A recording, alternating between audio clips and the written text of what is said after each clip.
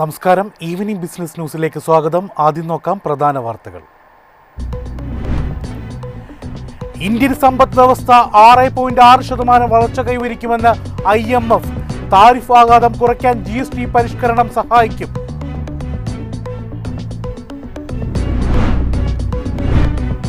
Indian സമ്പദ് വ്യവസ്ഥയെ താങ്ങി നിർത്തുന്നത് സേവന മേഖലയാണെന്ന് കേന്ദ്രം. ഏപ്രിൽ മുതൽ ഒക്ടോബർ വരെ സേവന കയറ്റുമതി 9.7% വളർച്ച നേടിയെന്നും ധനമന്ത്രാലയം. ബിറ്റ്കോയിൻ വീണ്ടും $1,00,000 ലക്ഷ്യത്തിലേക്ക് നീങ്ങുന്നതായി വിദഗ്ധർ. വില വീണ്ടും $90,000 കടന്നു.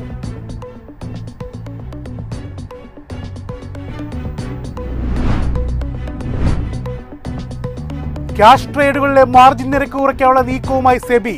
ലക്ഷ്യം ക്യാഷ് സെഗ്മെന്റിലെ വ്യാപാരം പ്രോത്സാഹിപ്പിക്കുക എന്ന വിശദീകരണം.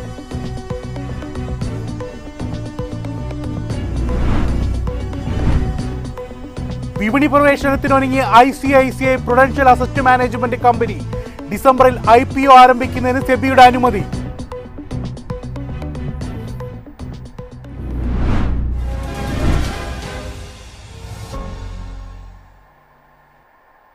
വാർത്തകൾ വിശദമായി.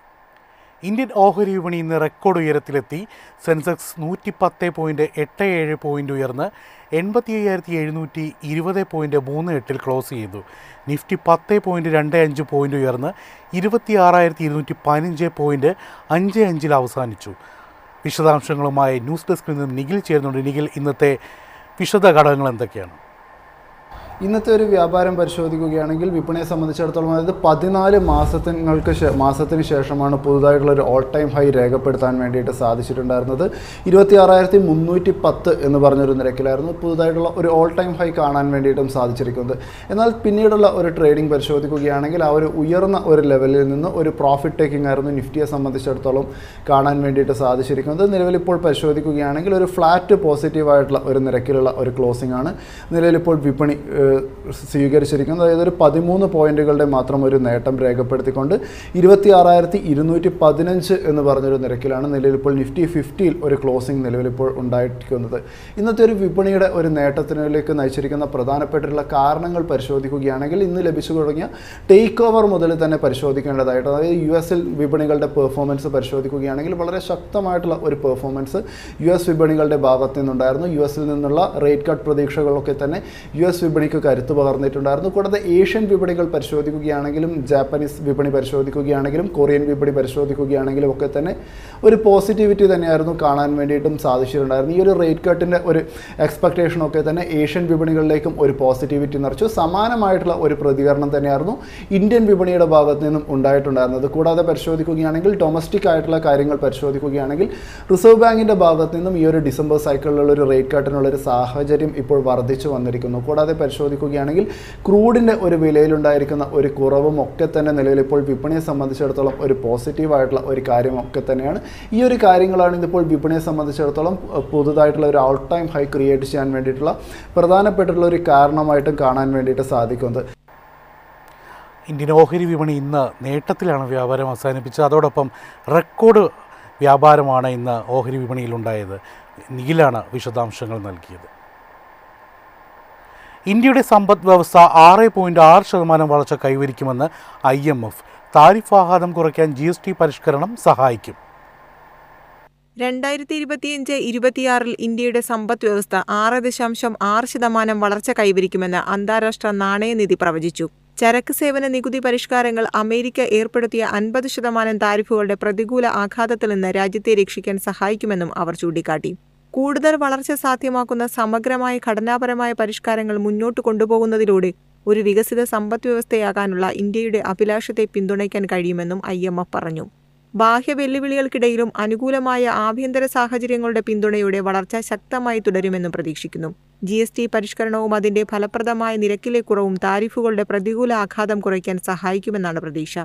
റഷ്യൻ എണ്ണ വാങ്ങുന്നതിനുള്ള 25% താരിഫ് ഉൾപ്പെടെ ഇന്ത്യയ്ക്കുമേൽ US 50% താരിഫ് ചുമത്തിയിട്ടുണ്ട്. സാമ്പത്തിക കോർപ്പറേറ്റ് മേഖലകൾ പ്രതിരോധശേഷി നിലനിർത്തിയിട്ടുണ്ടെന്നും മതിയായ മൂലധന ബഫറുകളും വർഷാവർഷം കുറഞ്ഞ നിഷ്ക്രിയ ആസ്തികളും പിന്തുണയ്ക്കുന്നുണ്ടെന്ന് IMF ചൂണ്ടിക്കാട്ടി. GSTയുടെ സമീപകാല ലളിതവൽക്കരണത്തെ സ്വാഗതം ചെയ്യുമ്പോൾ GSTയിലും വ്യക്തിഗത ആദായ നികുതി നിരക്കുകളിലും വരുത്തിയ കുറവിന്റെ സാമ്പത്തിക ആഘാതം ശ്രദ്ധാപൂർവം നിരീക്ഷിക്കണമെന്ന് അവർ ആവശ്യപ്പെട്ടു. News desk MyFin TV. India സമ്പദ് വ്യവസ്ഥയെ താങ്ങി നിർത്തുന്നത് സേവന മേഖലയാണെന്ന് കേന്ദ്രം. ഏപ്രിൽ മുതൽ ഒക്ടോബർ വരെ സേവന കയറ്റുമതി 9.7% വളർച്ച നേടിയെന്നും ധനമന്ത്രാലയം. ചരക്ക് വ്യാപാരത്തിലെ ചാഞ്ചാട്ടങ്ങൾക്കിടയിലും സേവന കയറ്റുമതി റെക്കോർഡ് മുന്നേറ്റമാണ് നേടുന്നത്. ഏപ്രിൽ മുതൽ ഒക്ടോബർ വരെ സേവന കയറ്റുമതി $237.6 ബില്യൺ ചരക്ക് കയറ്റുമതി വെറും 0.6% മാത്രം വളർന്നപ്പോഴാണിത്. ഒക്ടോബറിൽ മാത്രം $38.5 ബില്യൺ എക്കാലത്തെയും ഉയർന്ന സേവന കയറ്റുമതിയാണ് ഇന്ത്യ രേഖപ്പെടുത്തിയത്. ഈ നേട്ടം ചരക്ക് വ്യാപാര കമ്മിയിലെ വിടവ് നികത്തി സമ്പദ് വ്യവസ്ഥയ്ക്ക് രക്ഷാകവചം ഒരുക്കിയെന്നും മന്ത്രാലയ രേഖകൾ വ്യക്തമാക്കുന്നു.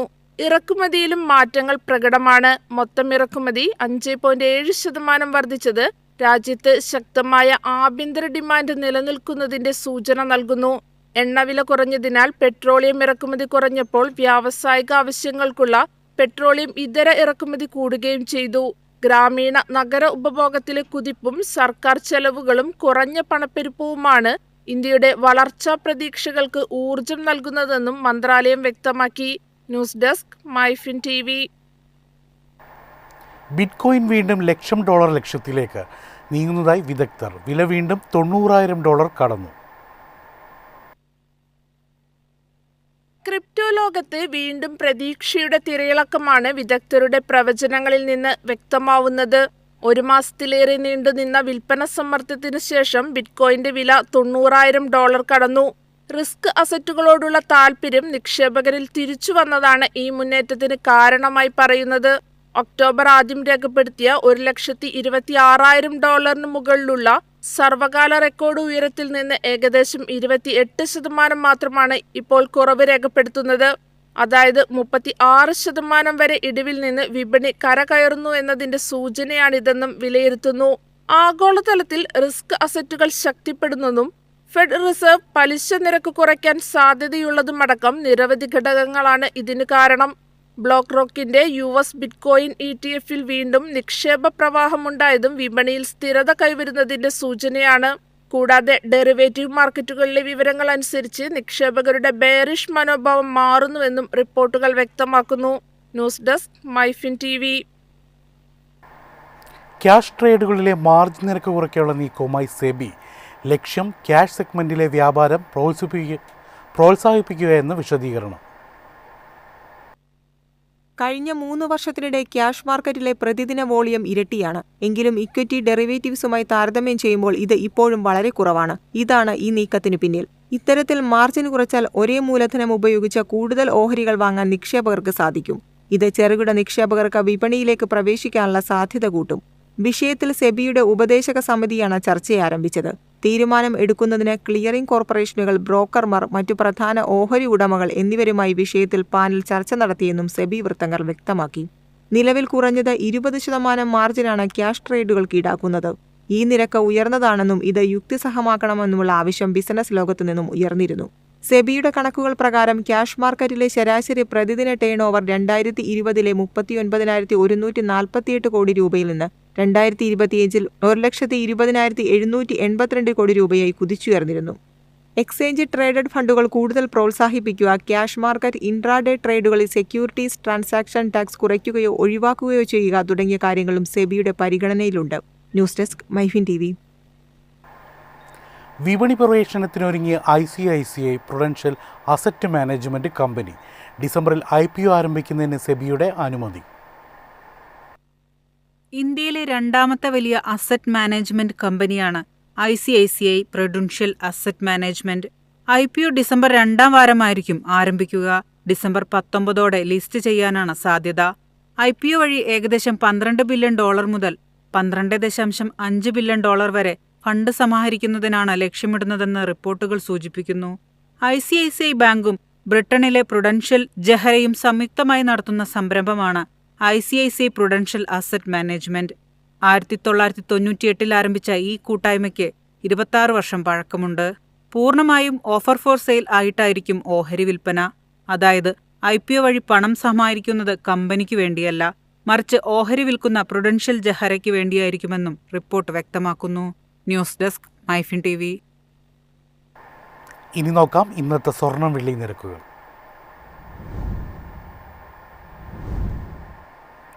സ്വർണ്ണവിലയിൽ നേരിയ ഇടിവ്.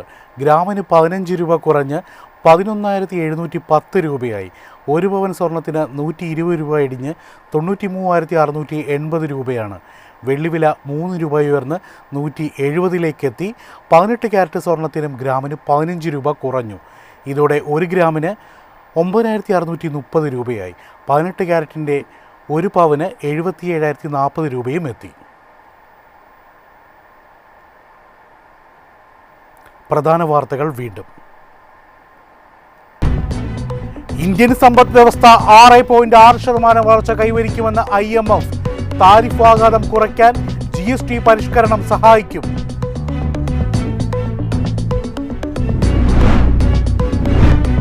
ഇന്ത്യൻ സമ്പദ് വ്യവസ്ഥയെ താങ്ങി നിർത്തുന്നത് സേവന മേഖലയാണെന്ന് കേന്ദ്രം.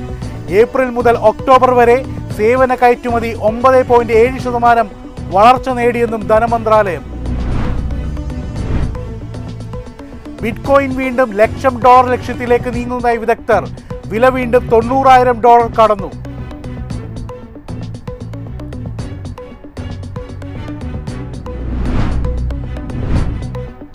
ക്യാഷ് ട്രേഡുകളിലെ മാർജിൻ നിരക്ക് കുറയ്ക്കാനുള്ള നീക്കവുമായി സെബി. ലക്ഷ്യം ക്യാഷ് സെഗ്മെന്റിലെ വ്യാപാരം പ്രോത്സാഹിപ്പിക്കുക എന്ന വിശദീകരണം.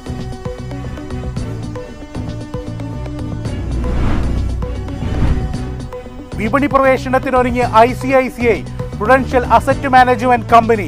ഡിസംബറിൽ IPO ആരംഭിക്കുന്നതിന് സെബിയുടെ അനുമതി.